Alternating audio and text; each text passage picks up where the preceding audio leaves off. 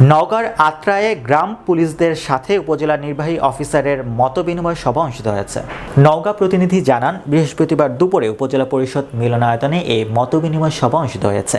সভায় আত্রায়ে উপজেলা নির্বাহী অফিসার মোহাম্মদ কামাল হোসেন উপস্থিত গ্রাম পুলিশদের সুবিধা অসুবিধা ও বিভিন্ন সমস্যার কথা শুনেন এবং দৈনন্দিন কর্মকাণ্ড সম্পর্কে অবগত হন। পরে তিনি সরকারের বিভিন্ন কর্মকাণ্ডের অংশ নিয়ে তা সঠিক ও যথাযথভাবে প্রতিপালনের বিষয়টি তাদের অবগত করেন এবং মতবিনিময় সভার মাধ্যমে সমাজের শান্তি ও নিরাপত্তায় গ্রাম পুলিশের দায়িত্ব ও কর্তব্য আরও বেগবান হবে বলে এমন প্রত্যাশা করেন। তিনি আরও বলেন, প্রতিটি ইউনিয়ন পরিষদের আওতায় গ্রামগুলোর জন্ম মৃত্যু সনদ সঠিকভাবে তথ্য সংগ্রহের নিশ্চিত করতে অনুরোধ জানান।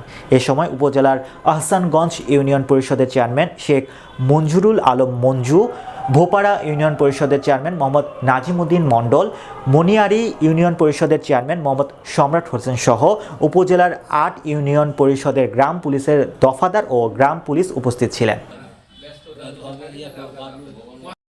দ্বিতীয়ত হচ্ছে, প্রত্যেকটা গ্রাম পুলিশ 10টা করে জন্ম অথবা মৃত্যু নিবন্ধন নিশ্চিত করবেন।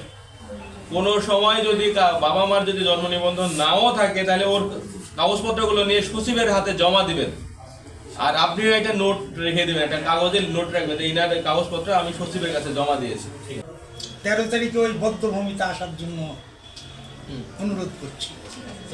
আর 16 তারিখে সকাল 9:30টায় ওখানে যেন উপস্থিত হয় সবাই।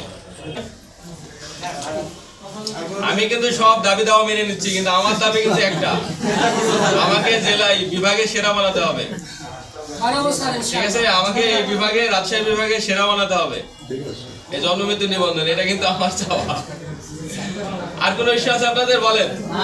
কোনো গ্রাম পুলিশ বলতে পারবে না আমি অসম্মানী করি, রাস্তাতে হাঁটে গেলে আমি গাড়িতে তুলে নিয়ে যাই চলে যাবো। আবার কোনো ভালোবাসার কমতি না, আরো 9 জনকে জিজ্ঞাসা করে।